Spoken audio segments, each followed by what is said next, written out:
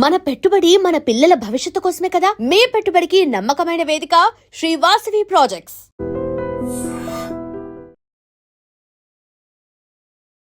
Euphoria ఇప్పుడున్న ప్రతి ఇంటికి అవసరమైన కథ అని చెప్పారు. బట్ మీ ఇంటికి ఈ కథ ఎంత అవసరమైంది? మన ఎదురింట్లోనో పక్కింట్లోనో ఇలాంటివి జరుగుతున్నాయి కదా, మన ఇంట్లో కూడా జరిగే అవకాశం ఉంది కదా. ఏ సందర్భంలో మీకు ఈ యుఫోరియా కథ ఇప్పుడు చెప్పాల్సిన అవసరం ఉందని అనిపించింది? ఏ తల్లి కూడా ఈయన కడుపులోనే తుంచేసుకోవాల్సిందే అనే స్థితికి రాదు. ఆ తల్లి వచ్చిందంటే మేకర్గా కథకుడుగా రెండిట్లో దేనికి సాటిస్ఫై అయ్యారు ఇన్నేళ్ల కెరియర్లో? ఇప్పుడు ఇంకా తృప్తి పడలేదు. అద్భుతమైన టెక్నికల్గా సూపర్ డైరెక్షన్. తర్వాత కాలంలో గుణశేఖర్ మేకింగ్ కంటే కూడా కథను చెప్పడం మీద ఎక్కువ దృష్టి పెట్టాడు అనిపించింది. ఇప్పుడు నా మీద నాకు ఎక్కువ మంది కంప్లైంట్ చేసేది. మీ చుట్టూ ఒక యంగ్ టీం ఉండడం ప్లస్ అయింది. నేను ఎంగే చెప్పు. ఎందుకు బాలరామాయణం అంటే మూడో సినిమాకి మళ్ళీ రిస్క్ చేశారు? నేను రామాయణం లాంటిది తీసి ఎన్టీఆర్ గారు అల్లరి గురించి చాలామంది చెప్పారు, చిన్నప్పుడు ఎంత అల్లరి చేస్తే చాలామంది చెప్పారు. ఒక రోజు మాత్రం చాలా గట్టిగా అరిచేస్తే ఇంక నేను ఈ సినిమా చేయని అలిగి కూర్చున్నాడంట. అంటే చాలా హైపర్ కిడ్, కుదురుగా కూర్చోడు. ఆ రోజు పట్టు వాయించాడు. మదర్ అలా గమ్మునే ఉంది తప్పితే. రామాయణం హిట్ కొట్టినా కానీ స్టార్స్ని హ్యాండిల్ చేయలేదు. చిరంజీవి గారు మిమ్మల్ని నమ్మాలంటే ఆయన ఏదో ఒక మ్యాజిక్ జరిగి ఉండాలి. ఎలా నమ్మారు మిమ్మల్ని? 3 గంటలు నేను నరేషన్ ఇచ్చిన తీరికే.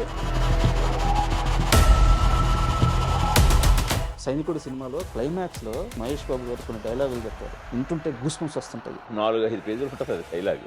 ఒకే టేక్లో ఒక్క ఇది కూడా లేకుండా చెప్పేసాను. అసలు ఆ రోజు జూనియర్ ఎన్టీఆర్ గారితో మీరు ఒక సినిమా చేయాలి, కథా చర్చలు నడిచినవి, ఆల్మోస్ట్ ఫైనలైజెస్లో వర్కౌట్ అవ్వలేదు అని తెలిసింది. అంటే సినిమా లేదు, సినిమా లేనప్పుడు రుద్రమదేవి కథ మీరు భుజాలకు ఎత్తుకున్నప్పుడు గుణశేఖర్ అయిపోయాడు. గుణశేఖర్ ఇంక ఇండస్ట్రీ వదిలి వెళ్ళిపోతాడు. గుణశేఖర్కి పిచ్చి బట్టి ఈ సినిమాని ఎత్తుకెక్కున్నాడు. ఇవన్నీ మీరు విన్నారు, మీ దాకా వచ్చినాయి. వాటన్నిటిని దాటుకుని ముందుకెళ్ళే మొండి ధైర్యం ఎందుకు వచ్చింది? చాలామంది చాలా రకాలుగా కమెంట్లు, ఆ కమెంట్లు చేసేవాళ్ళు. మీ టీంలో నుంచి కూడా కొంతమంది బయటకు వెళ్ళిపోయారు. రానా గారితో ఇప్పుడు మీ రిలేషన్ ఎలా ఉంది? తను అది వేరే రకంగా ప్రయత్నాలు చేసినప్పుడు నేను అంటే పర్సనల్గా నెక్స్ట్ హిరణ్యకశ్యప తీయడానికి చాలా ట్రయల్స్ చేస్తున్నారు, చాలా సీరియస్గా ఉన్నారు. నిజమా అబద్ధం? లైఫ్లో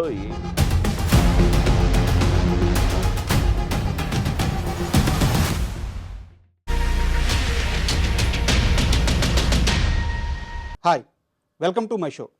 గుణశేఖర్ ఈ పేరుకి ముందు వెనకాల పరిచయ వ్యాఖ్యలు అస్సలు అవసరం లేదు.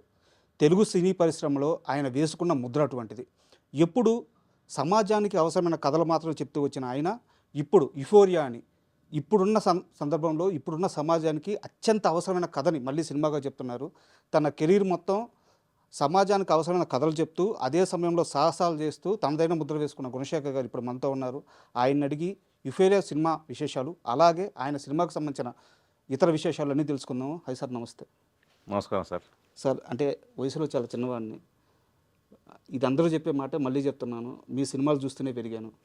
ఇది మీకు రిపీటెడ్గా అనిపించదు.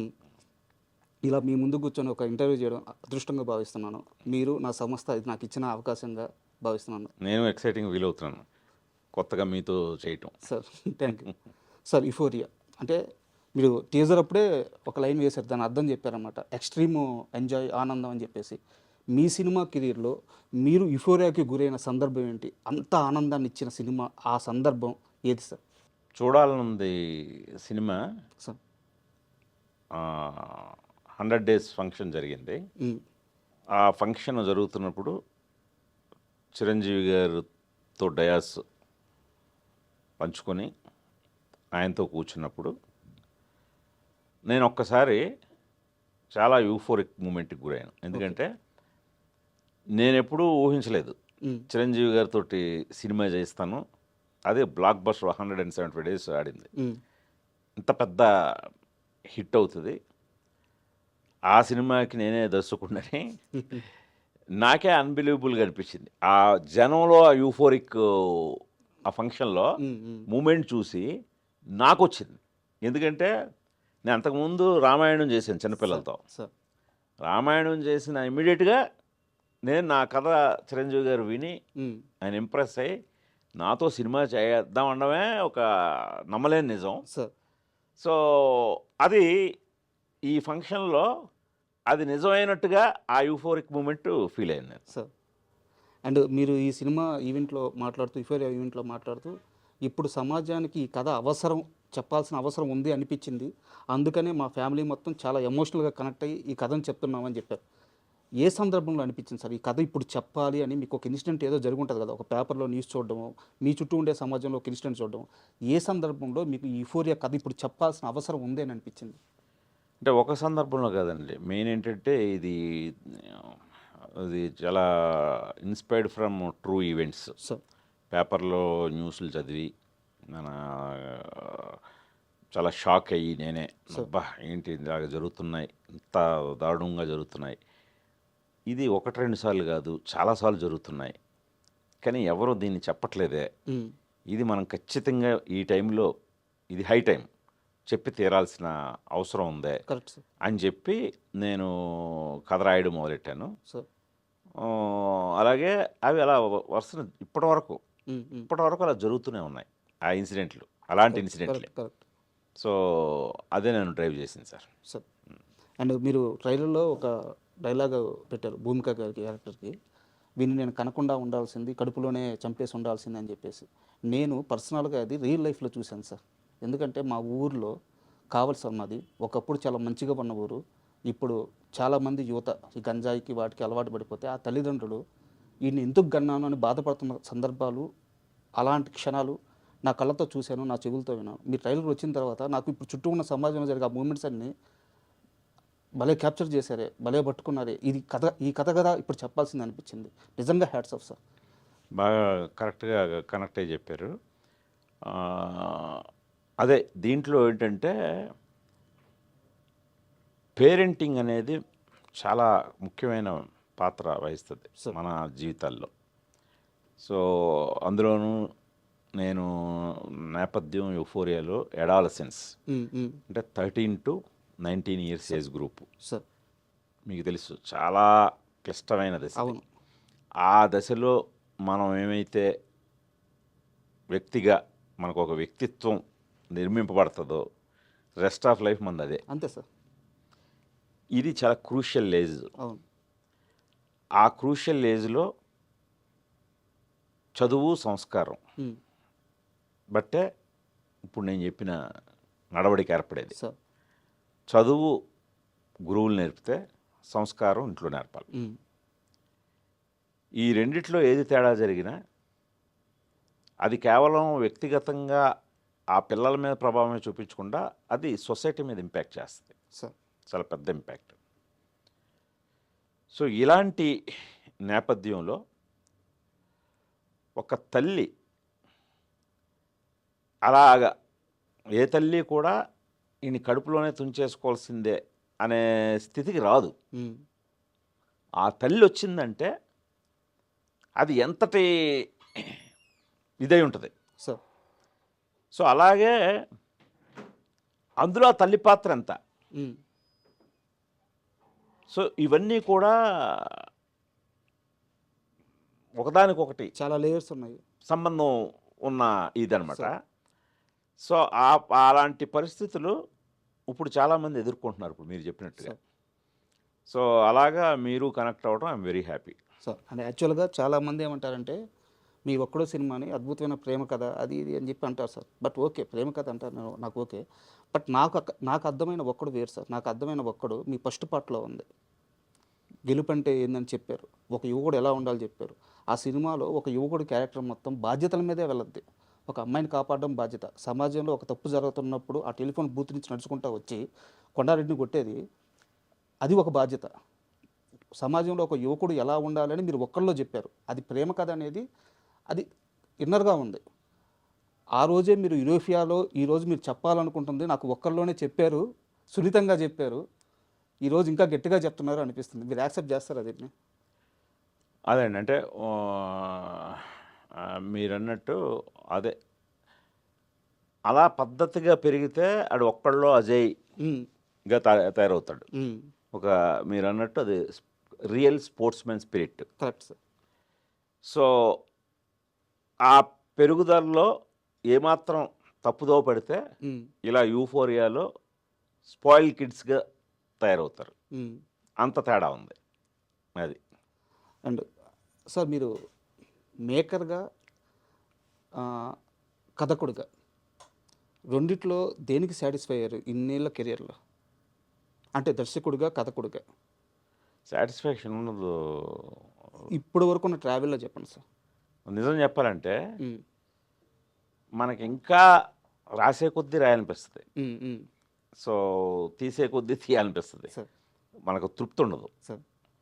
సో అందువల్ల నిజంగా నేను ఇప్పుడు ఇంకా తృప్తి పడలేదు. నేను ఆల్వేస్ తృప్తి పడడానికి నెక్స్ట్ సినిమాని ఎన్నుకుంటాను, అట్లీస్ట్ దీంట్లో ఎక్కువ సాటిస్ఫై అయ్యే శాతం తెద్దామని. సార్ అందుకని ఆల్వేజ్ నా బెస్ట్ ఫిల్మ్ అంటే నా రాబోయే నెక్స్ట్ ఫిల్మే సార్. అంటే మీకు ముందే చెప్పాను సార్, చాలా చిన్న వయసు, తెలిసి తెలియక ఏమన్నా మాట్లాడితే మీరు క్షమించాలి. నాకున్న అబ్జర్వేషన్ చెప్తాను. మీది లాఠీ మూవీ చూశాను సార్. లాఠీ మూవీలో హీరో ప్రశాంత్ గారిని మీరు ఫస్ట్ జైల్లో చూపించే విధానం, ఆ గోడ సైడ్ తిరుగుంటాడు, బ్లాక్ షూ మొత్తం బ్లాక్ పడితే ఫేస్ అట్ట కనిపిస్తుంది. అక్కడ పావురాళ్ళు టప టప టప కొట్టుకుంటే వాటి రెక్కల్లో నుంచి లైట్ పడద్దు అంతే. ఆ రెక్కలు ఎక్కడైతే షాడో పడద్దో మిగతా ప్లేస్లో అట్లా లైట్ పడుతూ ఉంటుంది. కట్ చేస్తే రఘువరన్ని చూపించారు. ఆ ట్రైన్ అటు పోతుంటే ఆ ట్రైన్ కిటికీల్లో నుంచి లైట్ మాత్రం ఫేస్ మీద పడుతుంటుంది, మొత్తం బ్లాక్. సినిమా మొత్తం గమనించాను సార్, అద్భుతమైన టెక్నికల్గా సూపర్ డైరెక్షన్.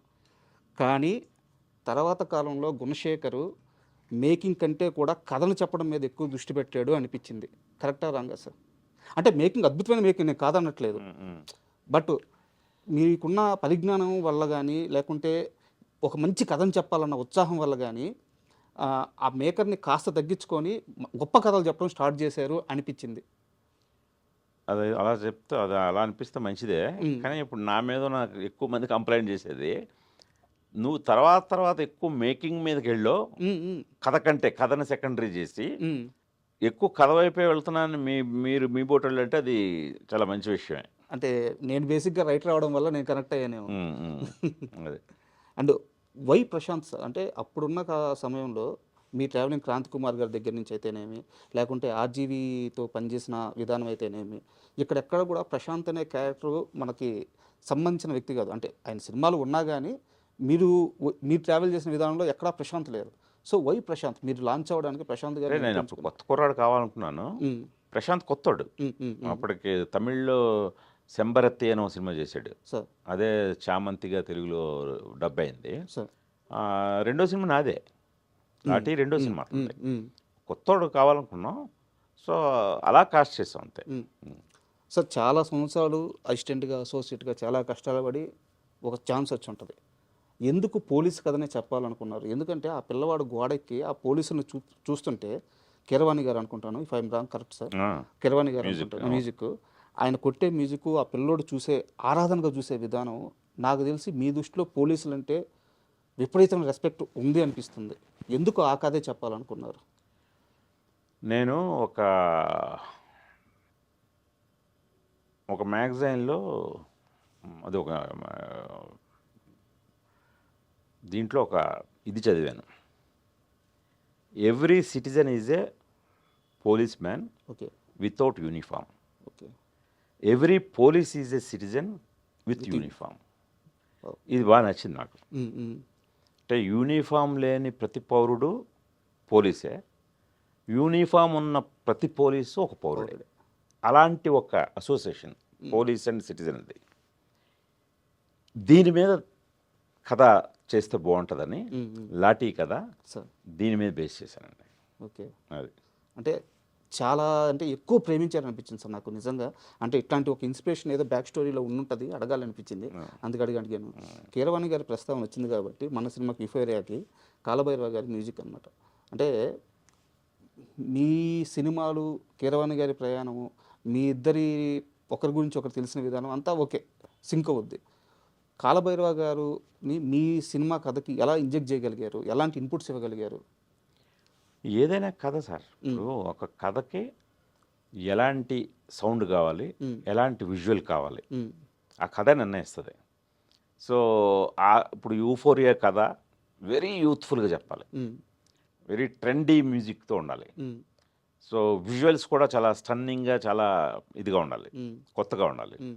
సో ఆ ప్రాసెస్లో నేను కాలభైరవుని గమనిస్తే తను ఇప్పుడు వస్తున్న వాళ్ళలో స్టాండర్డ్ ఉంటూనే కొత్త సౌండ్ ట్రెండీ మ్యూజిక్ పోగలుగుతున్నాడు.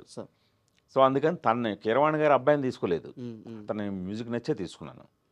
సో అలాగే విజువల్ పరంగా కూడా కొత్త కెమెరామెన్ ఇంట్రడ్యూస్ చేశాను.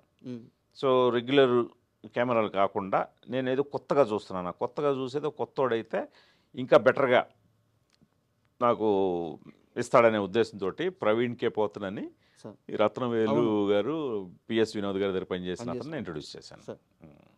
సో ఒక రకంగా మీ చుట్టూ ఒక యంగ్ టీం ఉండడం ప్లస్ అయిందా? నేను యంగే చెప్తున్నాను, ఊరికి నేను వయసు రీత్యా చెప్పట్లేదు.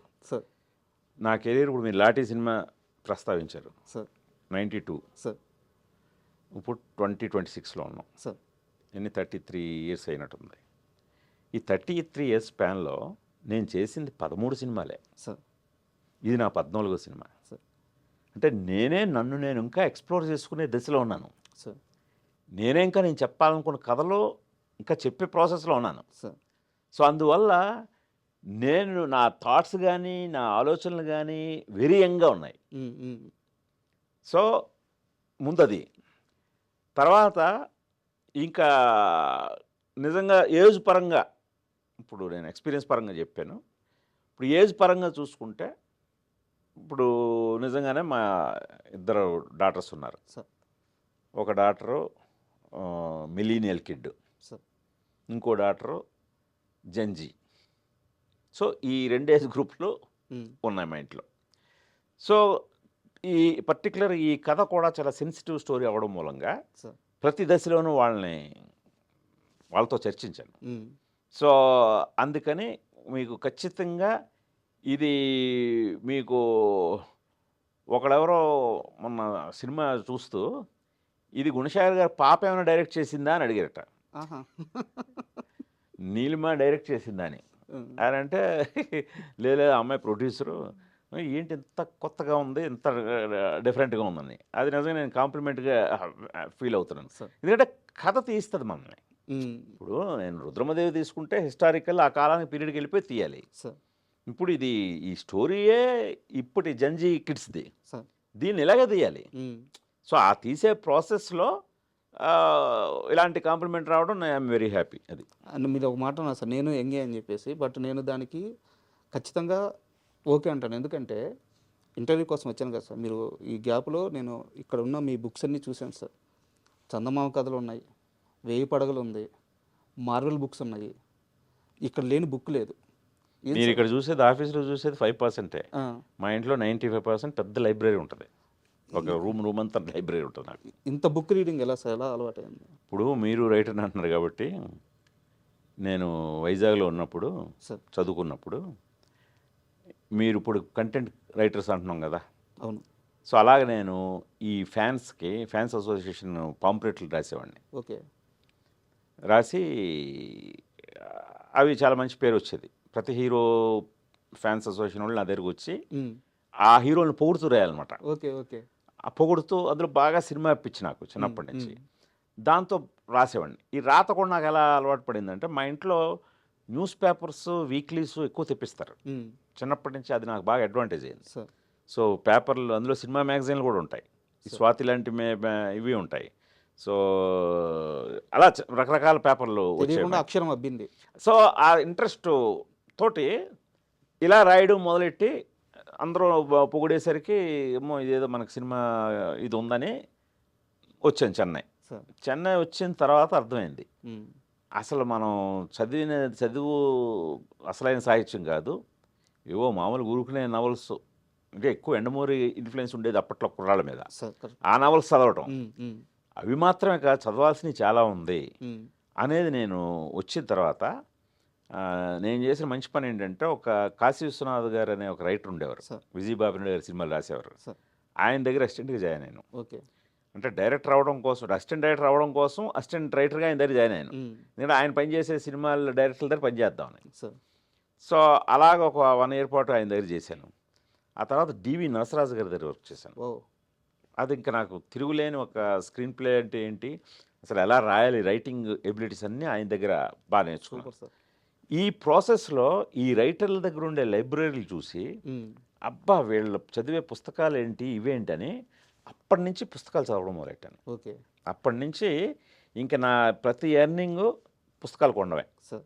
ఆ పుస్తకాలు కొని అలాగా ఇప్పుడు కాస్త కోస్తో కొద్దిగా క్రియేటివిటీ అబ్బిందంటే, ఒక ఇమాజినేషన్ కూడా వచ్చిందంటే బుక్ రీడింగ్ వల్లే. సూపర్. ఇది చాలా మందికి అవసరం సార్. అదే చాలా అవసరం. ఇప్పుడున్న జనరేషన్లో బుక్ రీడింగ్ అనేది బాగా తగ్గిపోతుంది. అవును, సో చాలా మందికి అవసరం. బుక్ రీడింగ్ కరెక్ట్గా ఉంటే లైఫ్లో ఎక్కడొక్కడ ఉపయోగపడుతుందని తెలుసుకోవడం అవసరం. అవును అవును. అండ్ అంటే నేను ఇందాక ఇంట్రడక్షన్లోనే చెప్పాను సార్, ఒక కథకుడు తనకు అవసరమైన కథ చెప్పుకోవడం వేరు, సమాజానికి అవసరమైన కథ చెప్పడం వేరు. మీ సినిమాలో మీరు చెప్పిన ప్రతి కథ రియల్ లైఫ్లో ఏదో ఒక టైంలో జరుగుతూ దాన్ని ప్రతిబింబిస్తూనే ఉంది. ఇప్పుడు ఉదాహరణకి నేను రీసెంట్గా జరిగిన ఒక ఇన్సిడెంట్ చెప్తాను, మీకు దాని మీద మాట్లాడాలనిపిస్తే మాట్లాడండి, ఏదో స్కిప్ చేసేసేయండి. ఒక హస్బెండ్ వైఫ్ ఏదో కొంతమందిని ట్రాప్ చేశాడని చెప్పేసి 100 members ట్రాప్ చేసిన ఏదో జరుగుతూ ఉంది. మనం కాస్త వెనక్కిలో చూసుకుంటే మీ సొగసు చూడతారమా పాయింట్ అదే. నరేష్ గారు, అమ్మి గారు వాళ్ళ బాసు ఒక ఆఫర్ చేస్తే ఒక లేడీ తన భర్తని, తన సంసారాన్ని, తన జీవితాన్ని ఎంత గట్టిగా నిలబడి మార్చుకుంది అని చెప్పేసి. ఇప్పుడు ఇదేదో సినిమాకు ఉపయోగపడతాను. సో మీరు చెప్పిన కదే సినిమాని చూస్తే బాగుపడచ్చు,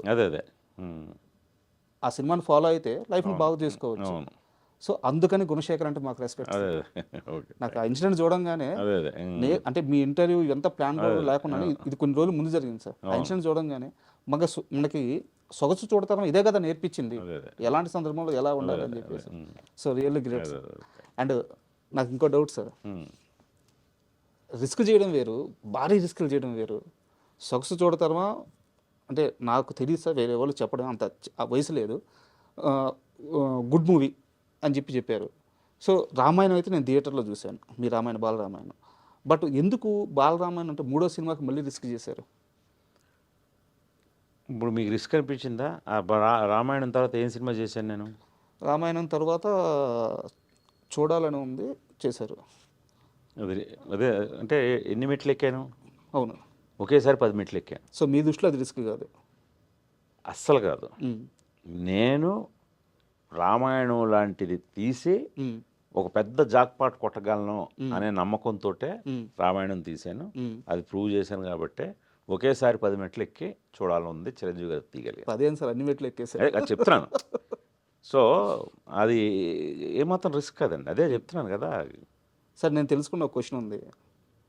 ఫస్ట్ మీరు బాలరామాయణం ప్రపోజల్తో వెళ్ళినప్పుడు ప్రొడ్యూసర్ గారు కొత్త డైరెక్టరు సరిగ్గా హ్యాండిల్ చేయగలడా లేడా అని డౌట్ పడి, ఆయన కొంత ఇబ్బంది పడి మొత్తానికి శ్యాంప్రసాద్ గారి వల్ల ఏదో ఒప్పుకొని సినిమా అంతా అయిపోయినాక ఏదో అనుకున్నానయ్యా అల్లాడించేసావు, మామూలుగా తీయలేదు అని చెప్పి అన్నారంటే ఇన్సిడెంట్ జరిగిందా? ఇది ఇలాగేం జరగలేదండి. ఆయనకి ఏంటంటే ఇప్పుడు సొగసు చూడతరమా అనే సినిమా తీశాను నేను, అది నా 2వ సినిమా. 3వది రామాయణం అనగానే పురాణాన్ని హ్యాండిల్ చేయగలడా, కుర్రాడు చాలా యంగ్ కదా నేను. సో ఇంత యంగెస్ట్, ఎందుకంటే వాళ్ళందరూ కేవీ రెడ్డి వాళ్ళతో సినిమాలు తీసిన ప్రొడ్యూసరు ఎంఎస్ రెడ్డి గారు, కమలాకర్ కామేశ్వరరావు గారు. అలాంటిది నేను కుర్రాడు రామాయణం తీసేస్తాను పురాణం అనేసరికి షాక్ అయ్యాను. ముందు ఐడియా నచ్చింది, ఇద్దరు చిన్నపిల్లలతో తీయాలని ఐడియా నచ్చిందయ్యా, కానీ రామాయణం అసలు నువ్వు హ్యాండిల్ చేయగలవా, నువ్వు తీయగలవా అన్న. నేను తీయగలను సార్, తీస్తాను కాబట్టి ఐడియా వచ్చింది నాకు అని అంటే, సరే అయితే నా ఫ్రెండ్స్ కొంతమంది ఉన్నారు, వాళ్ళందరినీ పిలుస్తాను, నువ్వు అసలు రామాయణం కథ చెప్పు మాకు, నువ్వేం తీయాలనుకుంటున్నావో చెప్పు అన్నారు. దాదాపు ఒక 20 మంది కూర్చున్నారు, అందరూ పండితులు, మామూలు కాదు. ఎంఎస్ రెడ్డి గారి బ్యాచ్ మామూలుగా అప్పట్లో మాలకొండారెడ్డి గారు, ఈవెన్ నాకు తెలిసి గుంటూరు శేషేంద్ర శర్మ గారు కూడా ఉన్నారు అనుకుంటాను. అలాంటి వాళ్ళందరినీ కూర్చోబెట్టి చెప్పు రామాయణం అన్నారు. చెమటలు పట్టేస్తాయి కదా సార్. నేనేంటంటే అప్పటి వరకు రామాయణం అనేది సినిమాల ద్వారా చూసి తెలుసుకున్నదే. కానీ నేను ఎప్పుడైతే రామాయణం థాట్ వచ్చిందో నేను అప్పుడు వాల్మీకి రామాయణం చదివాను. చదివే నేను ఒక ఆర్డర్ రాసుకున్నాను. సో అందుకని ఆ కమాండ్ తోటి మొత్తం చెప్పాను. చెప్పిన ఆ ఫస్ట్ సిట్టింగ్లోనే వాళ్ళందరికీ కాన్ఫిడెన్స్ వచ్చింది. ఇతను తీయగలడు, ఇతను పాత్రలను అర్థం చేసుకుని తీరు కానీ, ఇతను సటిల్గా చెప్పిన విధానం కానీ ఖచ్చితంగా ఇతను తీయగలడని వాళ్ళందరూ ఓటేసాక అప్పుడు సినిమా మొదలైంది. లేకపోతే ఇది చివరంతా అయిపోయిన తర్వాత పరీక్ష కాదు, ముందే పరీక్ష. ఎందుకంటే అప్పట్లోనే 3 కోట్లు ఖర్చు పెట్టాడు నా సినిమాకి చిన్నపిల్లలతో. 3 కోట్లు అంటే ఇప్పుడు నాకు తెలిసి 90 కోట్లతో సమానం, అంతే కదా. అది. అండ్ ఎన్టీఆర్ గారు, మాస్టర్ ఎన్టీఆర్ అంటే మీ మాస్టర్ ఎన్టీఆర్, మాకు జూనియర్ ఎన్టీఆర్, సడన్గా అనుకోకుండా మీ రైటర్ సంథింగ్ ఎవరో మీ జర్నలిస్ట్ మీ టీం అతను తోట ప్రసాద్ గారు అనుకుంటాను, ఆయన బస్సులో వెళ్తుంటే రవీంద్ర భారతి దగ్గర బోర్డు ఏదో కనిపిస్తే దొరికారంట. అసలు జూనియర్ ఎన్టీఆర్ గారు రావాలి అన్న ఎలా వచ్చారు, ఆన్ బోర్డు ఎలా అయ్యారు? ఆయన కూడా చూసి ఉండొచ్చేమో కానీ ఎన్టీ రామారావుని ఫైండ్ అవుట్ చేసింది మాత్రం ఎంఎస్ రెడ్డి గారు. అవునా? ఓకే. ఎందుకంటే ఎంఎస్ రెడ్డి గారు ప్రతి ఈవినింగ్ రవీంద్ర భారతిలో ఏమి కార్యక్రమాలు జరుగుతున్నా ఈయనే వెళ్తారు అతిథిగా. సో అలాగా ఆయన అప్పటికే ఎన్టీఆర్ కూచిపూడి ప్రదర్శన ఇచ్చేవాడు. కూచిపూడి డాన్సర్ కదా, అందుకని ఫస్ట్ ఎన్టీఆర్ ఎంఎస్ రెడ్డి గారే చూశారు. ఎంఎస్ రెడ్డి గారు చూసే నాకు చెప్పారు. ఇప్పుడు మీరు చెప్పిన రైటర్ కూడా తను కూడా చూసి ఉండొచ్చేమో కానీ, బట్ ఫస్ట్ చూసి నాకు ఎన్టీ రామారావు పేరు సజెస్ట్ చేసింది ఎంఎస్ రెడ్డి గారే. ఎందుకంటే ఆయన ఆ ఫంక్షన్కి వెళ్ళి ఒకసారి అయితే ఆ పర్టికులర్ ఫంక్షన్ నుంచి వచ్చి చెప్పారు నాకు, ఈరోజు రవీంద్ర భారతిలో వచ్చాడయ్యా ప్రదర్శన, మామూలుగా ఇవ్వలేదు, ఎక్స్ట్రాడినరీ చేశాడు కుర్రాడు ఎన్టీ రామారావు గారి మనవడు, పిలుద్దామని పిలిపించారు. ఒకసారి అంటే ఎన్టీఆర్ గారు అల్లరి గురించి చాలామంది చెప్పారు, చిన్నప్పుడు ఎంత అల్లరి చేస్తే చాలామంది చెప్పారు. బట్ మీరు సినిమా అంతా భరించారు కానీ ఒక్కరోజు మాత్రం చాలా గట్టిగా అరిచేస్తే ఇంక నేను ఈ సినిమా చేయని అలిగి కూర్చున్నాడంట. సందర్భం గుర్తుందా మీకు? అది విల్లు ఏదో చేపించారంట మీరు స్పెషల్గా. అంటే ఇప్పుడు శివధనస్సు ఉంటుంది కదా, ఆ శివధనస్సుని షాట్కు ముందే విరిచేశాడు. షాట్లో విరాలి, షాట్కు ముందే దాన్ని ప్రాక్టీస్ చేస్తూ, అంటే చాలా హైపర్ కిడ్, హైపర్ యాక్టివ్ అతను, అసలు కుదురుగా కూర్చాడు. రాముడి క్యారెక్టర్ కాదు, యాక్చువల్గా హనుమంతుడి క్యారెక్టర్ అవ్వాలి, అంత హుషారు. ఒక చోట కూర్చాడు, మేము కంట్రోల్ చేసి కూర్చోబెట్టేవాళ్ళం. సో ఆ ప్రాసెస్లో అందరూ పిల్లలు కదా, ఆ పిల్లలతో ఆడుతూ ఉండేవాడు. ఆడుతూ ఇప్పుడు నేను నెక్స్ట్ చేయబోయే సీన్ వాళ్ళ ముందు పెర్ఫామ్ చేశాడు. అది విరిగిపోయింది. అది విరిగిపోయేసరికి ఆల్టర్నేట్ లేదు, ఇంకా ఆ రోజు షూటింగ్ ఉండదు. మీరేదో చాలా స్పెషల్గా చేయించుకున్నారంట దాని వరకు. నేనే కాదు, ఎవడన్నా నేను ఆ ప్లేస్లో ఎవడన్నా సరే ఆ షాట్కి అది కావాలి కదా, సో స్పెషల్గానే చేయిస్తాం. సో ఆ స్పెషల్గా చేయించింది కాస్త విరిగిపోయింది. ఇంకా విరిగిపోతే ఆ సీన్ తీయలేం. నాకు మామూలు ఇది అంటే అందరు పిల్లలు కదా, ప్రతిరోజు ఒక్కొక్క రోజు షూటింగ్ తొందరగా ముగిస్తే బాగుంటుంది, లేకపోతే ఆనతో అలా చెక్కుకుంటూ పోలేం కదా. Correct sir. సో అది చాలా శ్రమతో కూడుకుంది. ఆ రోజు పట్టుకు వాయించాను, అసలు మామూలు ఇది కాదు. అంటే అప్పుడు వాళ్ళ మదర్ మెయిన్, ఆవిడ పెంపకమే, ఆవిడ అద్భుతంగా పెంచింది కుర్రాన్ని. ఈరోజు ఎన్టీ రామారావు అనబడేవాడిని మనం అక్కడ చూస్తున్నాం ఆ స్థాయిలో, అంటే వెనకాతల వాళ్ళ మదర్ తీర్చిదిద్దిన విధానం. ఆ మదరు నేను తిడుతుంటే తన మదర్ దగ్గరికి వెళ్ళిపోయాడు. మదర్ అలా గమ్మునే ఉంది తప్పితే నన్నేమి మీరు చిన్నపిల్లాడు కదా ఆడికి తెలియకుండా ఏదో ఇరిచేశారు, ఎందుకు అంత తిడతారు అనలేదు. ఆవిడ అలాగే ఉంది, డైరెక్టర్ గారిని నువ్వు ఇది చేసావు అంతే, అది ఆయన ఏం చెప్తే అది, ఆయన తిట్టినా కొట్టినా పడాల్సిందే అందావిడ. Great sir. అది మామూలు, అది పెంపకం అంటే. యుఫోరియా గురించి మాట్లాడుకున్నప్పుడు పేరెంటింగ్ అని చెప్పి ఒక మాట అన్నారు, ఇది రియల్ ఎగ్జాంపుల్. అంతే, అదే ఎగ్జాక్ట్గా మన ఇప్పుడున్న సినిమాకి కరెక్ట్ సిచ్యువేషన్. సార్ ఎంత జర్నీ అంటే మీరు ఇందాక అన్నారు రామాయణం తీసిన తర్వాత నేను ఒక 10 మెట్లు ఎక్కానని, బట్ దత్తు గారు నాకు తెలిసి మిమ్మల్ని తీసుకెళ్ళి చిరంజీవి గారికి పరిచయం చేశారు. చిరంజీవి గారు ఫస్ట్ మీకు ఇచ్చిన టాస్క్ ఏంది అంటే, సారీ ఫర్ ఇట్లా అంటున్నందుకు, అప్పటిదాకా మీరు రామాయణం హిట్ కొట్టినా కానీ స్టార్స్ని హ్యాండిల్ చేయలేదు. చిరంజీవి గారు మిమ్మల్ని స్టార్స్ని సరిగ్గా మామూలు ఆర్టిస్టులనే పెద్దగా చేయలేదు కదా. చిరంజీవి గారు మిమ్మల్ని నమ్మాలంటే ఆయన ఏదో ఒక మ్యాజిక్ జరిగి ఉండాలి. ఆయన మీకు ఇచ్చిన ఫస్ట్ టాస్క్ ఏంది, ఎలా నమ్మారు మిమ్మల్ని? కథ చెప్పడం రండి, టాస్క్లు వేరే ఇవ్వరు మనకి. ఒక డైరెక్టర్కైనా ఒక రైటర్కైనా వేరే టాస్క్ అవసరం లేదు. నువ్వు ఏం తీయబోతున్నావో నువ్వు చెప్పే దాంట్లోనే తెలిసిపోదు నీ సత్తా. నేను కథ 3 గంటలు అనర్గళంగా చెప్పాను. బా దత్తు గారు, చిరంజీవి గారు, అరవింద్ గారు వీళ్ళ ముగ్గురు విన్నారు కథ. నేను నా లైఫ్లో డైరెక్ట్గా చిరంజీవి గారిని చూడడం అదే మొదటిసారి. సార్ సినిమా ఇండస్ట్రీలో ఉంటున్నా చిరంజీవి గారిని ఎప్పుడు చూడలేదు కూడా నేను. సార్ సో అందువల్ల ముందు వెళ్ళిన వెంటనే కొంచెం ఆ స్టార్ ఆరా ముందు కొంచెం షేక్ అయ్యాను. సార్ అని చెప్పాను, సార్ మీరేమనుకోండి సార్, నేను మిమ్మల్ని ఫస్ట్ టైం చూస్తున్నాను సార్ అని చెప్పి ఆయన ఆశ్చర్యపోయాడు. ఏంటంటే ఎప్పుడు నన్ను షూటింగ్లో కానీ నువ్వు ఇండస్ట్రీలో ఉన్నావు కదా చూడలేదంటే, చూడలేదు సార్ నేను మొదటిసారి చూస్తున్నాను, అందువల్ల కొంచెం టైం తీసుకుంటా సార్ అని కొద్దిగా వాటర్ గీటర్ తాగి ఇంకా మొదలు పెడితే ఇంకా చిరంజీవి కాదు నా పాత్ర, రామకృష్ణ అనే పాత్ర, ఆయన పాత్రగానే ట్రీట్ చేసి 3 గంటలు నేను నరేషన్ ఇచ్చిన తీరికే అదే సిట్టింగ్లో మొదటి సిట్టింగ్లోనే ఓకే అయిపోయింది. ఇంకా వేరే పరీక్షలు అవసరం లేదండి. ఎనీ డైరెక్టర్కి కానీ రైటర్కి కానీ వాడు ఏం చెప్తాడో అందులో తెలిసిపోతాడు ఏం తీస్తాడో. అందులో అలాంటి ఎక్స్పీరియన్స్ ఉన్నవాళ్ళు టక్కన పెట్టేస్తారు. సో అది బట్ చూడాలని ఉంది. కథగా చూసుకుంటే ఎంత లేదన్నా అది ఒక కమర్షియల్ సబ్జెక్టే కథగా చూసుకుంటే. బట్ దాని బ్యాక్గ్రౌండ్లో మీరు చూపించిన అంటే చాలా మందికి ఇది రిస్ట్ అవ్వకపోవచ్చు.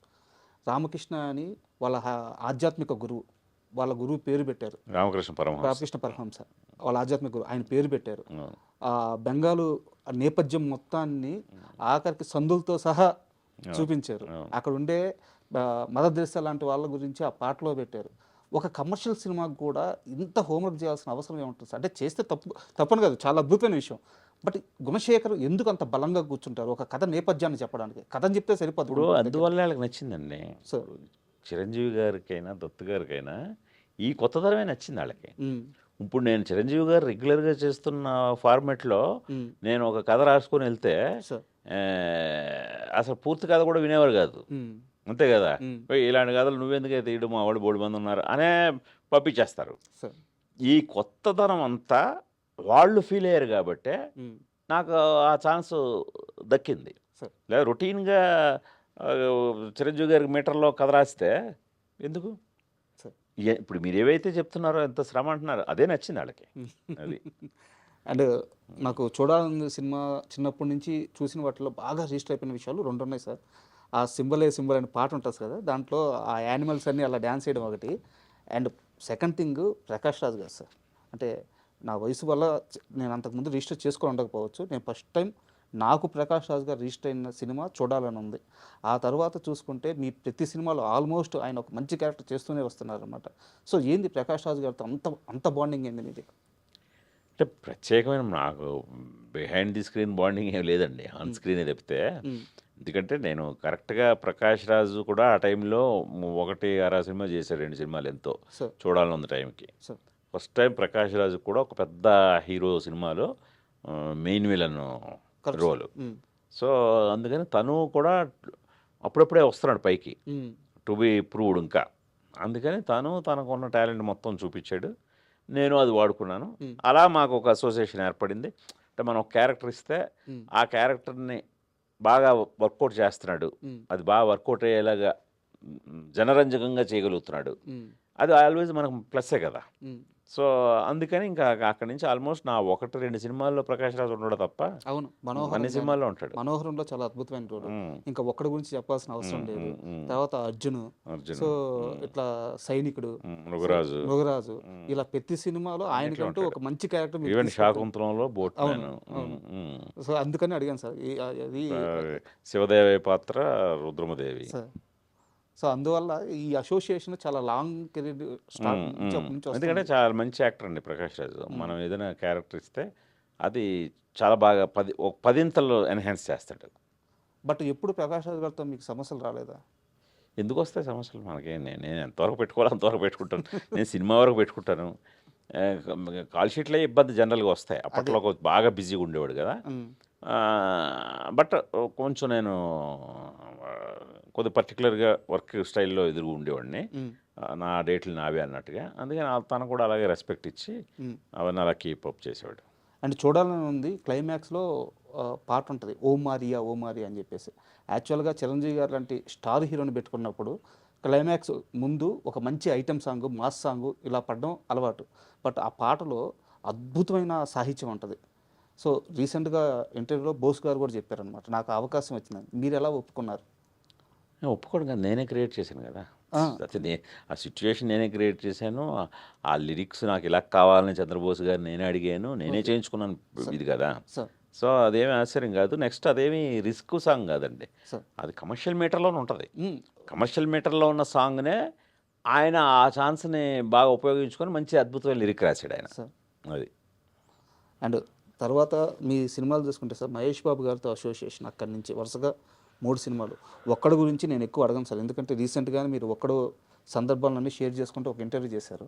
సో నాకు జస్ట్ మహేష్ బాబు గారితో ఉన్న ఆ ట్రావెలింగ్, ఆ 3 సినిమాల ట్రావెలింగ్లో మీరు మహేష్ బాబులో గమనించిన అత్యద్భుతమైన విషయం చెప్పంటే ఏం చెప్తారు? డైరెక్టర్స్ హీరో అని మాత్రం చెప్పొద్దు, మీరు ప్రతి ఇంటర్వ్యూలో అదే చెప్పండి, కొత్తగా ఇంకేమన్నా మరి అది నేనే కాదు. అందుకనే గుణశేఖర్కే ప్రత్యేకం కాదు మహేష్, ప్రతి డైరెక్టర్కి ప్రత్యేకమే. ఎందుకంటే మహేష్ నిజంగానే డైరెక్టర్స్ హీరో. నెక్స్ట్ అదే తను కూడా కొద్దిగా చాలా వెరీ టేస్ట్ఫుల్ వ్యక్తి. సార్. ఇప్పుడు నేను ఒక్కడు అలా తీయగలిగానంటే 50% క్రెడిట్ తనకిస్తాను, మిగతా 50% నాకు ప్రొడ్యూసర్కి. సార్. సో చాలా కొత్త థాట్స్ తీయడానికి ఆయన కారణమయ్యాడు. సార్. ఆయన ఓకే కాదు, ఆయన డౌట్ ఏమాత్రం వ్యక్తపరిచినా అవి అలా ఉండేవి కాదు. సో అందుకని మహేష్ అనబడేవాడు డైరెక్టర్స్ ఆర్టిస్ట్. అండ్ నేను ఒకటి గమనించింది సార్, మహేష్ బాబు గారు ఎప్పుడు తన కెరీర్ గురించి కాస్త ఎమోషనల్గా బలంగా కానీ ఎమోషనల్గా కానీ చెప్పుకోవాల్సి వస్తే ఆయన ముందుగా ప్రస్తావించేది ఒక్కడు సార్. ఒక్కడు లేకపోతే నా కెరీరు అంటే ఈ స్థాయిలో లేదు, ప్రతి స్టేజ్ మీద ప్రతి సందర్భంలో చెప్పుకుంటూ వస్తున్నారు. సో అట్లా అవి విన్నప్పుడు మీకు ఎలా అనిపిస్తుంది? అంటే ప్రత్యేకంగా దానికి నేనేదో క్రెడిట్ తీసుకోవాలని అయితే అనిపించదు, కానీ సార్. ఒక్కడు అనేది నిజంగా తను ఆ రోజు నన్ను నమ్మబట్టి వచ్చింది. అంటే అంతకుముందే మృగరాజ్ అనే పెద్ద ఫ్లాప్లో ఉన్నాను, ప్రొడ్యూసర్ కూడా దేవిపుత్రుడు అనే ఫ్లాప్లో ఉన్నాడు. సో అతను కథను నమ్మిన విధానానికి ఆయన మా ఫెయిల్యూర్స్ని చూడలేదు, అసలు లెక్కే లేదు. ఈ కథని తను అద్భుతంగా తీయగలడు, ఆయన అద్భుతంగా నిర్మించగలడు, వీళ్ళిద్దరూ కరెక్ట్ అని మమ్మల్ని పూర్తిగా నమ్మాడు. అది నిజంగా ఆ గట్స్ మాత్రం హ్యాట్స్ ఆఫ్. ఎందుకంటే అది చాలామంది మీకు ప్రీవియస్ ఫిల్మ్ ఫెయిల్ అయ్యేసరికి లెక్కలు మారిపోతాయి, అలా లెక్కలు మార్చే వ్యక్తి కాదు మహేష్. అది. And Arjun cinema sir, Arjun cinema మీద నాకు ఒకటే ఒక క్వశ్చన్, హీరో పేరు చెప్పకుండా లాస్ట్ ఇంతకీ మీకు నా పేరు చెప్పలేదు కదా, నా పేరు అర్జున్ అని చెప్పి సినిమా అయిపోద్ది సార్, అప్పుడు చెప్తాడు లాస్ట్ డైలాగ్ అదే. అవును. ఎందుకు అలాంటి ఒక స్క్రీన్ ప్లే రాసుకున్నారు? అంటే నాకు హీరో క్యారెక్టర్ మీద టైటిల్ పెట్టాం అర్జున్ అని. సో ఆ అర్జున్ ఎలాంటోడో ఆడియన్స్కి చెప్పిన తర్వాత అతను పరిచయం చేసుకుంటే బాగుంటుంది అనిపించింది నాకు. అందుకని మీ సినిమాలో అర్జున్ అనబడేవాడు ఎలా అంటాడు, ఏంటి అతని బాండేజ్ ఎలా ఉంటుంది ఫ్యామిలీతో, కానీ అతని ప్రవర్తన ఎలా ఉంటుంది, అతను ఏమి సాధించాడు, ఇవన్నీ అతని గురించి మొత్తం చెప్పాక ఇంతకీ నా పేరు చెప్పనే లేదు కదా, అర్జున్ నా పేరు అంటారు. అదొక శైలి. అప్పుడు అదే చాలా చిన్న వయసు, చాలా కొత్తగా అనిపించింది. అదే. అండ్ నాకు మీరు తీసిన సినిమాలో నేను చూడంగానే ఫస్ట్ టైం గట్టిగా అపోజ్ చేసుకున్న పాయింట్ సైనికుడు సార్. అంటే మహేష్ బాబు గారు లాంటి ఒక స్టార్ హీరోకి ఈయన హీరోయిన్ని పెట్టలేదు, విలన్కి హీరోయిన్ని పెట్టారు. గుణశేఖర్ గారు ఇంత మంచి కథలు చెప్తారు కదా, ఈయనకి ఎందుకు ఈ పాయింట్ రాలేదని చిన్న వయసులో అనిపించింది సార్. మీ ముందు ఓపెన్గా చెప్తున్నాను, ఎందుకు అట్లాంటి ఒక డైరింగ్ డిసిషన్ తీసుకున్నారు? అంటే అదే కొత్తదనం అనుకున్నాం అప్పుడు ఆ రోజున. అసలు ఆ అమ్మాయి దృష్టిలో ప్రకాష్ అదే ఇర్ఫాన్ ఖాన్ హీరో, మహేష్ బాబు విలను అమ్మాయి దృష్టిలో. అది కొత్తగా ఫీల్ అయ్యాం ఆ రోజు, కొత్తగా ఫీల్ అయ్యి అది చెప్పడం జరిగింది అంతే. బట్ మహేష్ గారు చెప్పగానే ఒప్పుకున్నారా? చాలా ఎక్సైట్ అయ్యాడు. మహేష్ ఎప్పుడు కొత్త ఐడియాలు చెప్పినా చాలా ఎక్సైట్ అవుతాడు. అవి ఒక్కోసారి వర్కౌట్ అవుతావు, ఒక్కోసారి అవ్వ, అంతేగాని బాగా ఎక్సైట్ అయ్యే చేసాం అది. నాకు అంటే ఇది క్వశ్చన్ కాదు సార్, నా ఎక్స్పీరియన్స్. సైనికుడు సినిమాలో క్లైమాక్స్లో అంటే సైనికుడు అనగానే అందరూ ఆ బ్రిడ్జ్ షాటు చాలా అద్భుతమైన షాట్స్ ఉన్నాయి, అన్నీ చెప్తారు. బట్ నాకు ఇష్టమయ్యి సినిమా పరంగా ఇష్టమే సార్. ఇందాక చెప్పిన కమర్షియల్ పాయింట్ పరంగా వ్యతిరేకిస్తాను కానీ, బట్ క్లైమాక్స్లో టీవీలో కనిపిస్తూ మహేష్ బాబు గారు కొన్ని డైలాగులు చెప్తారు. ఇన్నిసార్లు ముఖ్యమంత్రిగా చేసుకున్న సొంత ఇల్లు కట్టుకోలేని వ్యక్తిగా గురజాల్లో నన్ను అందాగా కావాలని చెప్పేసి ఒక సీక్వెన్స్ ఉంటుంది సార్. వింటుంటే గూస్ బంప్స్ వస్తుంటాయి. అదంతా పరుచూరి గోపాలకృష్ణ గారు, సార్ వెంకటేశ్వర గారు, గోపాలకృష్ణ గారు రాశారు. సార్ అది మొత్తం ఆ స్పీచ్, ఆ సినిమాకి డైలాగ్స్ వాళ్ళే. అంటే సినిమాకి డైలాగ్స్ రాయడం ఒక ఎత్తు, ఆ పర్టిక్యులర్ సీను పరుచూరి గోపాలకృష్ణ గారు చాలా అద్భుతంగా రాశారు. ఇవన్నీ కూడా అసలు అలా చెప్తుంటే ఆ రోజు షూటింగ్లోనే మహేష్ కూడా ఆశ్చర్యపోతారు. మన్నాడు షూటింగు జనరల్గా చాలా ఎక్కువ డైలాగులు ఉన్నాయి కదా అని నేను, బాబు ఒకసారి డైలాగ్ పేపర్ చూస్తారు, జనరల్గా చూడతాను. సెట్కి వచ్చిన తర్వాత చూసి, ఎందుకంటే ఎప్పుడు ఫుల్ ఆల్రెడీ బాగా డైరెక్టర్లు అతనికి ఎక్కించేసి ఉంటారు క్యారెక్టర్.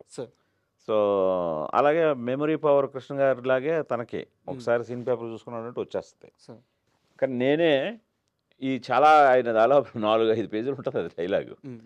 సో అవి చాలా బాగున్నాయి వేరే. గోపాలకృష్ణ గారు అద్భుతంగా రాశారు. సో దాంతో నాకు ఎందుకని మంచిదని నెక్స్ట్ డే షూటింగ్కి రాత్రి ఫోన్ చేసి, బాబు ఇలా కొంచెం ఎక్కువ డైలాగులు ఉన్నాయి, ఒకసారి సీన్ పేపర్ పంపించిన అన్న అని అంటే, మరీ ఎక్కువ ఉన్నాయా అన్నాడు.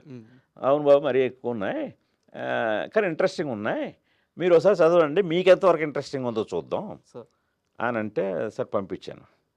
మొన్నాడు మార్నింగ్ షూటింగ్ వచ్చాడు. వచ్చి, బాబు ఏమైనా తగ్గిద్దామంటే, వద్దు అస్సలు తగ్గించొద్దు, రెడీ అన్నాడు. రెడీ అని ఆ 4 పేజీల డైలాగు సింగిల్ టేక్లో, నేను 2 కెమెరాలు పెట్టాను, ఆ 2 కెమెరాలు ఒకే టేక్లో ఒక్క ఇది కూడా లేకుండా చెప్పేశాడండి.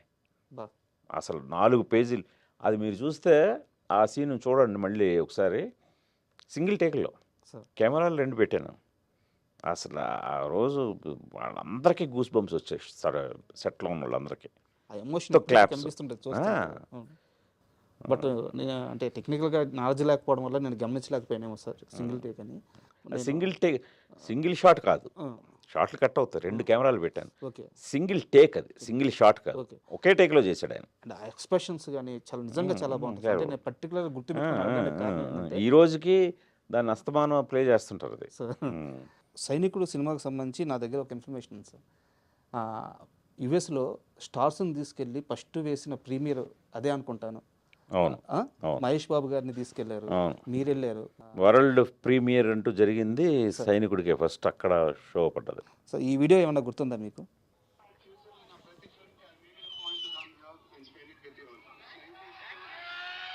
అక్కడ యూఎస్లో ఆ ప్రీమియర్స్. ఇక్కడ వెనకాల ఒక అతను ఉన్నారు కదా సార్, మీ కరెక్ట్గా మీ వెనకాల సన్నగా, ఎవరది? మా చైర్మన్ గారు సార్. అవునా? వాసు గారు. కరెక్ట్, ఎందుకంటే వాళ్ళే అరేంజ్ చేశారు. ఐ డ్రీమ్ వాసు గారే కంప్లీట్. ఆ ఒక్క దాంట్లో మీరు చిన్న దాంట్లో చూడకపోయించాడు ఆయన, వాసు గారు కంప్లీట్ మాతో పాటు ఉన్నారు. అంటే యాక్చువల్గా మీతో ఇంటర్వ్యూ అనగానే ఆయన ఒక మాట అన్నారు, సినిమాని ప్రేమిస్తాడు రాజా ఆయన, అట్లాంటి మనిషిని నేను మళ్ళీ చూడలేదు నా లైఫ్లో. పిచ్చి సినిమా అంటే వేరే వ్యాపకం ఉండదు, వేరే వ్యాపారం ఉండదు, వేరే పని చేసుకోవాలని ధ్యాస ఉండదు, పిచ్చి సినిమా అంటే. ఆ రోజు ఈ ఒక్క సిటీనే కాదు చాలా సిటీలు తిరిగారంట. సో ఆయనకి ఏమైనా ఇన్సిడెంట్ గుర్తుంటుందేమో ఉండదు, మొత్తం ఆయనే కదా కంప్లీట్ ఈ అరేంజ్మెంట్స్ అన్నీ చేసింది. మహేష్ని, నన్ను, దత్తు గారు, మేమందరం కూడా ఉన్నారు. ఆయన మొత్తం ఆయనే కీ రోల్. ఆయన ఎలా మర్చిపోతాను ఇప్పుడు, అంటే అంత చిన్న దీంట్లో ఆయన నేను గుర్తుపట్టలేదు ఆ చిన్న వీడియోలో, బట్ మొత్తం ఆయనే లీడ్ చేసి. అండ్ ఇంకో ఇన్సిడెంట్ కూడా షేర్ చేసుకున్నాం సార్. మా దగ్గర టిఎన్ఆర్ గారు అని ఒక యాంకరింగ్ లో ఒక లెజెండరీ స్థాయికి వెళ్ళారు. ఆయనకి చాలా ఎర్లీ స్టేజ్లో ఇంటర్వ్యూలు ఇచ్చిన వారిలో మీరు ఒకరు. సార్ చెప్పారు, గుణశేఖర్ గారికి అప్పుడు నాకున్న పరిచయం మేర ఫోన్ చేశాను, ఒక్క మాట అంటే అప్పుడు టిఎన్ఆర్ గారు ఎవరికి తెలియదు, బట్ మీరు వచ్చి ఆ రోజు. వాసు గారు నాకు బాగా టచ్లో ఉండేవారు. నాకు ఆయన ఐ డ్రీమ్తో ఆయన ఎదుగుదల కూడా చూశాను నేను. ఆయన కూడా ఒక మంచి టేస్ట్ ఉన్న వ్యక్తి. ఆయన చాలా అడ్వాన్స్డ్గా ఆయన ఆలోచనలు ఉంటాయనడానికి ఐ డ్రీమ్ ఎగ్జాంపుల్. ఎందుకంటే ఆ రోజుల్లోనే ఆయన ఈ రోజుల్ని ఊహించగలిగారు. అప్పట్లో ఒక YouTube channel, website, I dream ఇవన్నీ అంటుంటాయి, అందరికీ పెద్ద అర్థమయ్యేది కాదు. బట్ ఆయన నిజమైన విజనరీ. ఈ రోజున మరి ఐ డ్రీమ్ ఆ రోజున ఆయన నెలకొల్పబట్టి ఈ రోజున మరి ఎంతమందికి అది ఉపాధిగా ఉంది, ఎలా షైనింగ్లో రైజింగ్లో మామూలు లేదు కదా. సార్ మీకు ఐ డ్రీమ్ అనగానే ఒక అద్భుతమైన ఒక బ్రాండ్ అయిపోయింది, ఒక మంచి ఇంప్రెషన్ కూడా ఉంది. ఊరికనే ఏదో ఒక ఇది చెప్తారు అనేది కాకుండా దాని వెనకాతల ఆయన కృషిని నేను స్వయంగా చూసినోడిని. మీరంటే ఇప్పుడు ఈ మధ్య జాయిన్ అయి ఉంటారు. అంతే సార్. నేను ఆయన ఎదుగుదలని చూస్తూ చాలా ఇన్స్పైర్ అవుతుంటాను కూడా. ఆయన ఎదుగుదలను చూసి నాకు కూడా చాలా ఇష్టం. Thank you sir. అది అండ్ సార్ ఇది నిజంగా నేను విన్నది నిజమో కాదో తెలియదు, దాన్ని బట్టి మీరే కన్ఫర్మేషన్ ఇవ్వాలి. ఒక్కడు తర్వాతో అర్జున్ తర్వాతో తెలియదు కానీ జూనియర్ ఎన్టీఆర్ గారితో మీరు ఒక సినిమా చేయాలి, కథా చర్చలు నడిచినాయి, ఆల్మోస్ట్ ఫైనలైజెస్లో వర్కౌట్ అవ్వలేదు అని తెలిసింది. ఏ సినిమా సార్ అది, ఎందుకు అయిపోయింది? అంటే సినిమా లేదు, సినిమా లేనప్పుడు ఏ సినిమాని ఎలా అంటాం? అది అయితే నిజం, ఒకటి చేయాలని అనుకున్నాం. జైబేరి కిషోర్ గారు ప్రొడ్యూసరు, సైనికుడు ముందు అనుకుంటాను. సో అది ఆల్మోస్ట్ ఒక 6 months ట్రావెల్ అయ్యాం, బట్ వర్కౌట్ అవ్వలేదు. అంటే కథ కూడా అంతగా వర్కౌట్ అవ్వలేదు, ఇద్దరికి సాటిస్ఫై అనిపించలేదు కథ. సో తర్వాత మళ్ళీ ఎప్పుడైనా చేద్దాంలే అని చెప్పి బ్రేక్ ఇచ్చాం అంతే. తర్వాత ఎప్పుడు ట్రై చేయలేదు సార్? ఇంకా తర్వాత నేను కూడా అంటే ఎప్పుడైనా కూడా మనకి కథ వాళ్ళ కోసం తయారు చేయకూడదు. కథగా పుట్టి ఆ కథగా సరిపోతారంటేనే అవి మెటీరియలైజ్ కూడా అవుతాయి. చాలా చాలా కరెక్ట్. అందుకని అలాగా తర్వాత నాకేం తగలలేదు. అండ్ యాక్చువల్గా మళ్ళీ తోటప్రసాద్ గారే నాకు ఇది చెప్పింది. ఒక్కడు తరువాత మీరు ఏదో ఒక కారు కొన్నారంట. మీరు ఆ కారు ఎక్కించుకొని మీరు మీ టీంలో ఒకరిద్దరు తోటప్రసాద్ గారు అందరూ వరంగల్ వెళ్ళిపోయి ఒక్కడు తర్వాతే రుద్రందేవి తీయాలని మీరు చాలా ప్రయత్నాలు చేశారంట. అంటే ఒక్కడు తర్వాత దీన్ని పట్టాలు ఎక్కించాలి అని చెప్పేసి ఆ టైంలో, బట్ ఇది వర్కౌట్ అవ్వలేదు, తర్వాత కుదిరింది అని చెప్పారు. ఎందుకు ముందు నుంచి రుద్రందేవి కథ చెప్పాలని అంత బలంగా నిర్ణయించుకున్నారు? కథ లాంటిది, అది నిజమే. అది తను చెప్పింది. ఒక్కడికి ఇమీడియట్గా నెక్స్ట్ సినిమా రుద్రమదేవి అనే అనుకొని కంప్లీట్ టీమ్ తోటి వరంగల్ వెళ్ళడం అన్నీ నిజమే. అదే బాగా. కాకపోతే ఏంటంటే హీరోయిన్ ఓరియంటెడ్ కదా, హీరోయిన్ ఓరియంటెడ్ మీద ఎక్కువ డబ్బు ఖర్చు పెట్టడానికి కోసం వెనకాడారు అందరూ. ఒక మనిషి తనకొచ్చిన విజన్ని నమ్మడం వేరు, ఆ మనిషిని నమ్మి వేరే మనిషి ట్రావెల్ అవ్వడం వేరు. ఇప్పుడు ఉదాహరణకి రుద్రందేవి విషయం తీసుకొస్తే మీకున్న విజన్ అది, మీరు నమ్మారు, మీరు కష్టపడ్డారు, ఓకే. బట్ మిమ్మల్ని నమ్మి అనుష్క గారు ఆ రేంజ్ కష్టం. అంటే ఈ మధ్య నేను శివ రిలీజ్ అప్పుడు చంద్ర గారిని, శివ సంబంధించిన బ్యాచ్ మేకప్ మ్యాన్ చంద్ర గారిని అందరిని ఇంటర్వ్యూలు చేశాను అనమాట. వాళ్ళందరూ అనుష్క గారి గురించి చెప్తుంటే వాళ్ళందరూ ఎగ్జాంపుల్ చెప్పేది ఒకటే, గుణశేఖర్ సినిమా చూడ, ఆ సినిమాలో ఆమె అసలు ఎంత కష్టపడింది, అనుష్క గారి గురించి అంతకంటే ఏం చెప్పాలి అని చెప్పి అంటున్నారు. సో అనుష్క గారితో మీ ట్రావెలింగ్ ఆ సినిమా ఇప్పుడు ఎలా ఉండింది? అదే చాలా ఇప్పుడు అదే మా నీలిమ కూడా అంటుంటుంది అప్పుడప్పుడు ఈ ప్రమోషన్స్ జరుగుతుంటే ఆవిడ అలా రూమ్లో కూర్చుని ఉండేది. రోజుకి ఒక 10-15 ఇంటర్వ్యూలు, అసలు మామూలుగా కాదు. ఎక్కడికి వెళ్ళాలన్నా ఎవరిని కాదనేది కాదు. సో చాలా ఓపిక్గా, ఇప్పుడు ఉన్న వాళ్ళకి అసలు ఓపికే లేదు. వాళ్ళు ఒక 2 ఇంటర్వ్యూలకే అలసిపోయి బాబోయ్ ట్రైన్ అయిపోయాం, మళ్ళీ నెక్స్ట్ పెట్టండి అని వెళ్ళిపోతున్నారు. సో ఆవిడని చూసి మొన్నే గుర్తు తెచ్చుకున్నాం, ఏమి విగరస్గా ఆవిడ, మాకు బ్యాటరీ డౌన్ అయిపోయేది కానీ ఆవిడకి అయ్యేది కాదు. సో ప్రమోషన్స్ విషయానికి వస్తే ఇంకా సినిమాలో అయితే చాలా కష్టపడ్డారు ఆవిడ.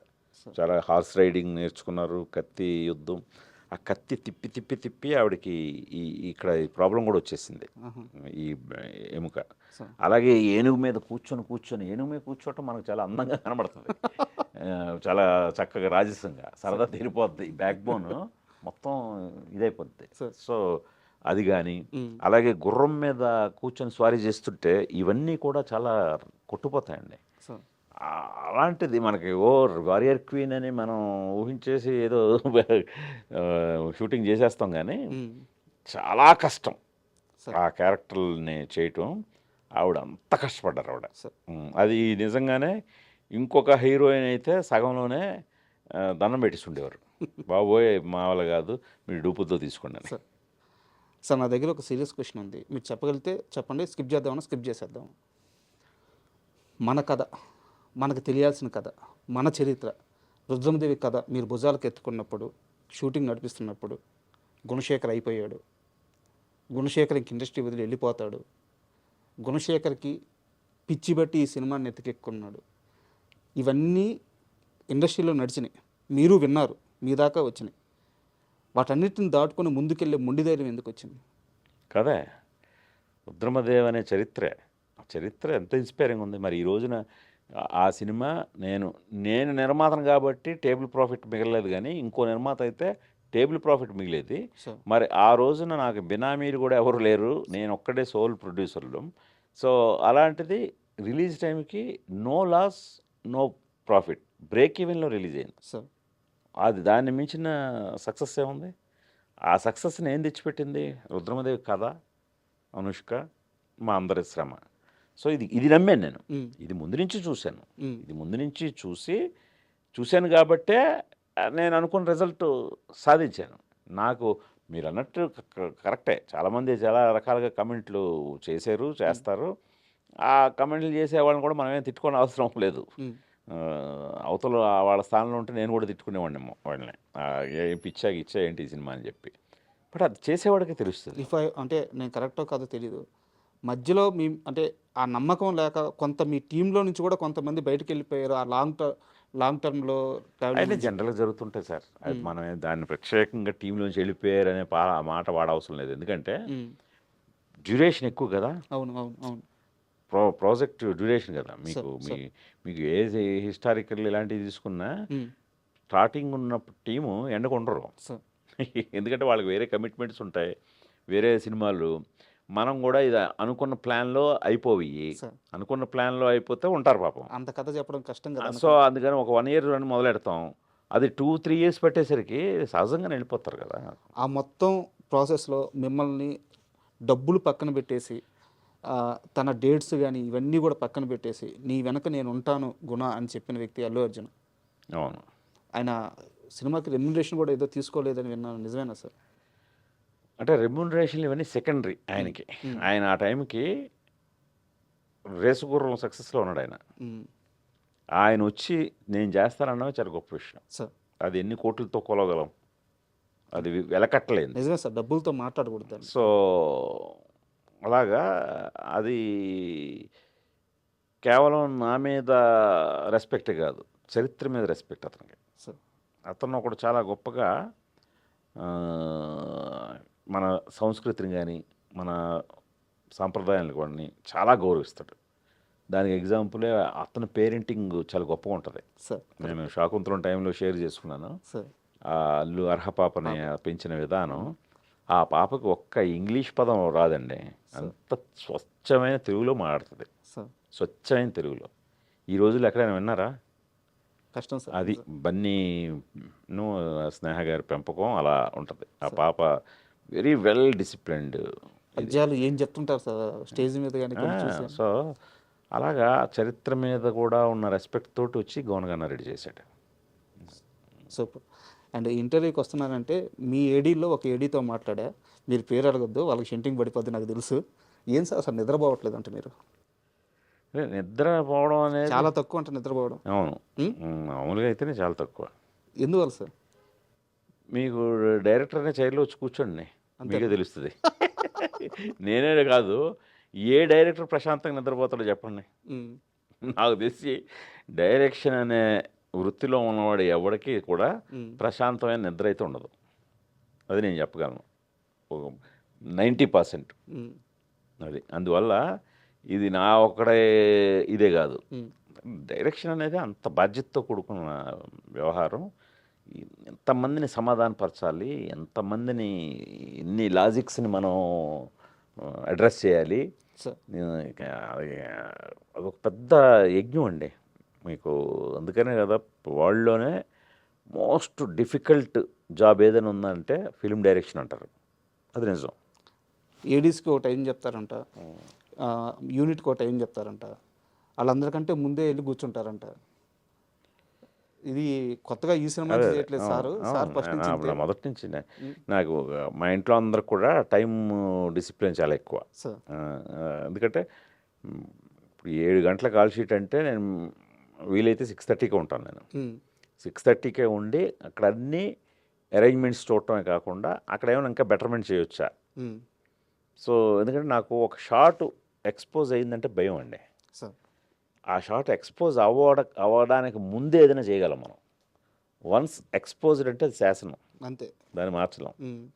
అందుకని ఆ పెయిన్స్ టేకింగ్ అంతా పడుతుంటాను నేను. ఓకే. అది అండ్ యుఫోరియా విషయానికి వస్తే సార్, నాకు తెలిసి అతిపెద్ద టాస్క్ మీ స్వప్నాన్ని మదర్గా మీరు చూడాల్సి రావడం. చాలా మదన పడి ఉంటారు.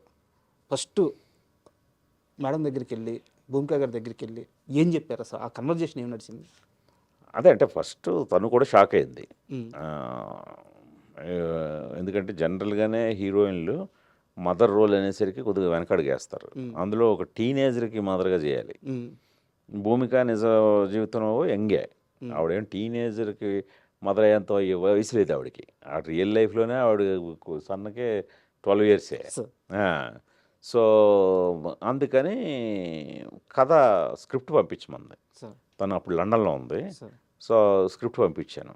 స్క్రిప్ట్ చదివిన తర్వాత ఈ కథ చెప్పి తీరాలి వెంటనే, ఐఎమ్ డూయింగ్ ఇట్ అంది. అంతే. మిమ్మల్ని భూమిక గారిని నేను ఓ దగ్గర చూశాను. అది మన ఒక్కడు రిలీజ్ అప్పుడు ప్రసాద్ అక్కడికి ఐమాక్స్కి వచ్చాం. ఐమాక్స్కి వచ్చారు మీరు. అవును. అంటే అక్కడ కూడా మేడం ఎంత అంటే మీరు పక్కన కూర్చోబెట్టుకుని ఏదో చెప్తున్నారు, ఒక డైరెక్టరు లేకుంటే ఒక హీరోయిన్ అలా కాకుండా మిమ్మల్ని ఒక గురువు లాగా, ఒక గైడ్ లాగా చాలా నమ్మినట్టు నాకు నేను గమనించిన విధానంలో అర్థమైంది. సో చాలా బలంగా నమ్ముతారు మిమ్మల్ని. ఎందువల్ల ఆ బాండింగ్ సెట్ అయింది? నన్నే కాదు, ఆవిడ డైరెక్టర్స్ అందరితో అలాగే ఉంటారు. ఆవిడ చాలా వెరీ వెల్ మేనర్డ్ అమ్మాయి. ఆవిడ నాకు అంటే అందరికి కూడా ఆవిడ నేను చూస్తేనే చాలా రెస్పెక్ట్ ఇవ్వాలని అనిపిస్తుంది తప్పితే వేరేగా అస్సలు అనిపించదు. ఎందుకంటే ఆవిడ బిహేవియర్ ఎలా ఉంటుంది, ఆవిడతో మాట్లాడితే తీరు అలాగే ఉంటుంది. అందుకని ఇక్కడ నేనే కాదు, మీరు వేరే డైరెక్టర్తో చూసినా సరే ఆవిడ అలాగే ఉంటారు. సార్ ఒక సీరియస్ క్వశ్చన్, ఇది కూడా చెప్పాలనుకుంటే చెప్పండి, లేదా స్కిప్ చేయండి. రానా గారితో ఇప్పుడు మీ రిలేషన్ ఎలా ఉంది? ఎవరితోనూ ఎప్పుడు రిలేషన్ ఏమి మనకేమీ చెడదండి. ఇప్పుడు ఆ పర్టికులర్ ప్రాజెక్ట్ విషయంలో సో అది జరగలేదు. ఆ ప్రాజెక్ట్ జరగనప్పుడు సో తను అది వేరే రకంగా ప్రయత్నాలు చేసినప్పుడు నేను కొద్దిగా హర్ట్ అయ్యాను. హర్ట్ అయ్యి నా హర్ట్నెస్ని ఎక్స్ప్రెస్ చేశాను అంతే. అంతకు మించి దాని మీద ఏమి ఆ తర్వాత మళ్ళీ మేము మాట్లాడుకున్నాం, మేము మెసేజ్లు ఇచ్చుకున్నాం, మాట్లాడుకున్నారా? అది మాకు ఇవన్నీ అంటే పర్సనల్గా వాళ్ళ మీద మనకేముంటుంది, చిన్న ప్రొఫెషనల్గా ఒక చిన్న ఇది అది అక్కడతో అయిపోయింది. అండ్ యుఫోరియా ఇప్పుడున్న ప్రతి ఇంటికి అవసరమైన కథ అని చెప్పారు. కరెక్ట్. నేను కూర్చోగానే ఫస్ట్ నేనే ఒక రియల్ టైం ఎగ్జాంపుల్ చెప్పాను. బట్ మీ ఇంటికి ఈ కథ ఎంత అవసరమైంది, ఈ సినిమా ఎంత అవసరమైంది, ఈ సినిమా సక్సెస్ ఎంత అవసరమైంది? అంటే ఇది ఎందుకంటే ఫ్యామిలీ మొత్తం దీనికోసం 3 ఏళ్ళ నుంచి కష్టపడుతున్నారు. అంటే ఫస్ట్ మా అందరికి కూడా కథ చెప్పాలన్న ఆసక్తే. ఈ కథని రైట్ టైం ఇది చెప్పడానికి అని ఆసక్తి. అందుకనే ఇప్పుడు మేమందరం కూడా చాలా ఎమోషనల్ కనెక్ట్తో ఉన్నాం. రేపొద్దున్న జనం కూడా ఈ సినిమా చూసిన తర్వాత అంతే ఎమోషనల్ కనెక్ట్ వస్తుంది. అంటే ఆ ఎమోషనల్ కనెక్ట్ రావడానికి ఇదేదో మనకి స్వీయ అనుభవంతోనో దీంతోనో వచ్చేది కాదు. ఈ రోజున సొసైటీలో మన ఎదురింట్లోనో పక్కింట్లోనో ఇలాంటివి జరుగుతున్నాయి కదా, మన ఇంట్లో కూడా జరిగే అవకాశం ఉంది కదా, మనం ఎంత జాగ్రత్తగా ఎంత అలర్ట్గా ఉండాలి అనే ఒక అవేర్నెస్, ఒక కాన్షియస్నెస్ క్రియేట్ చేస్తుంది. సో అందుకని ఈ కథను చెప్పాలన్న ఒక కుతూహలంతో మేము ఎప్పుడెప్పుడు చెప్తామా అనేది మేము నమ్మాం. మేము గట్టిగా నమ్మి మేము సాటిస్ఫైడ్ అన్ని రకాలుగా. సో అందుకని రేపొద్దున్న అదే రిజల్ట్ని ఆడియన్స్ నుంచి రప్పించుకుంటాం అనే నమ్మకం ఉంది. నేను విన్నది అంటే చాలా దగ్గర నుంచి విన్నాను. నెక్స్ట్ హిరణ్యకశ్యప తీయడానికి చాలా ట్రయల్స్ చేస్తున్నారు, చాలా సీరియస్గా ఉన్నారు. మేబీ నెక్స్ట్ ప్రాజెక్ట్ అదే ఉండబోవచ్చు గుణశేఖర్ గారిది అని తెలుస్తుంది. నిజమా అబద్ధం? ఇంకా నేనైతే ఇంకేమనుకోలేదండి. ఆ కథ మీద సీరియస్గా ఉన్నారు? అది అయిపోయింది, ఆల్రెడీ కథ అయిపోయింది. ఇప్పుడు దాని మీద కొత్తగా ఏమీ చేయాల్సిన అవసరం లేదు. నేను 8 ఏళ్ళు దాని మీద వర్క్ చేశాను. నా లైఫ్లో 8 ఇయర్స్ ప్రైమ్ టైం దాంతో స్పెండ్ చేశాను. సో అందుకని ప్రస్తుతానికైతే యూఫోరియా తప్ప నా దృష్టిలో వేరేది లేదు. ఈరోజు ఈ సినిమాని జనాల దగ్గరికి సక్సెస్ఫుల్గా చేర్చడమే నా మిషన్, అంతే. ఇంక వేరే ఆలోచన కూడా లేదు ప్రస్తుతానికి. అండ్ February 6th సో ఫైనల్గా అంటే గుణశేఖర్ నుంచి ఒక సినిమా వస్తుంది అంటే ఆ సినిమాలో ఖచ్చితంగా ఏదో ఒక సమాజానికి ఉపయోగపడేది ఉంటుందని మాకు తెలుసు. ఈ జనరేషన్కి యుఫోరియా గురించి ఫైనల్గా ఏం చెప్తారు? ఎందుకు చూడాలి, ఏం నేర్చుకోవాలి యుఫోరియా నుంచి? ఎందుకు అంటే ఏం నేర్చుకోవడానికి నేనేదో ఉపదేశాలు అయితే ఇవ్వట్లేదండి, స్ట్రిక్ట్గా ఇవ్వట్లేదు. సార్ మీరు అదైతే భరోసా ఇస్తున్నాను. నేను మీకు మెసేజ్లు ఇచ్చేసి ప్రీచింగ్లు ఇచ్చేసి సార్ అయితే భయపెట్టను. సార్ సరదాగా మన కుర్రాళ్ళ మధ్యలో సరదాగా జరుగుతున్న కథని, ఆ సరదాగా జరుగుతున్న వాటిలోనే అమ్మ ఇంత జరుగుతుందా, ఇంతలాగా మనం విచక్షణ కోల్పోతే మన జీవితాలు ఇలాగా ఎంత నాశనం అయిపోతాయా, ఇంత కాన్సిక్వెన్సెస్ ఫేస్ చేయాల్సి ఉంటుందా అని ఇటు కుర్రాళ్ళు కానీ ఇటు ఫ్యామిలీస్ కానీ ఇద్దరు సమాన బాధ్యతతోటి ఈ సినిమా చూశాక ఒక్కసారి వాళ్ళకి ఒక చిన్న అలారం లాగా మనం అలర్ట్ చేస్తుంది, సార్ ఆ కాన్షియస్నెస్ క్రియేట్ చేస్తుంది. అందుకని ఖచ్చితంగా ఇప్పుడు ఈ జనవరిలో చాలా చక్కగా నవ్వుతూ ఎంటర్టైన్మెంట్ సినిమాలు చూసాం. ఇప్పుడు February 6వ తేదీన ఒక్కసారి ఒక రియాలిటీ చెక్ తోటి యూఫోరియా చూద్దాం. లైఫ్లో ఆ రియాలిటీ చెక్ అనేది అప్పుడప్పుడు ఉంటూ అది. ఉండాలి. అదే euphoria. Sir sir thank you sir, all the best. ఖచ్చితంగా సినిమా సూపర్ హిట్ అవుతుంది, నాకు ఆ వైబ్ కనిపిస్తుంది. సినిమా సక్సెస్ అయిన తర్వాత ఒక రోజు తప్పకుండా. వీలు పడిన రోజు తప్పకుండా మనం ఒక కంప్లీట్ ఇంటర్వ్యూ చేయాలి. చేద్దాం. Thank you sir. Thank you అండి రాజా గారు.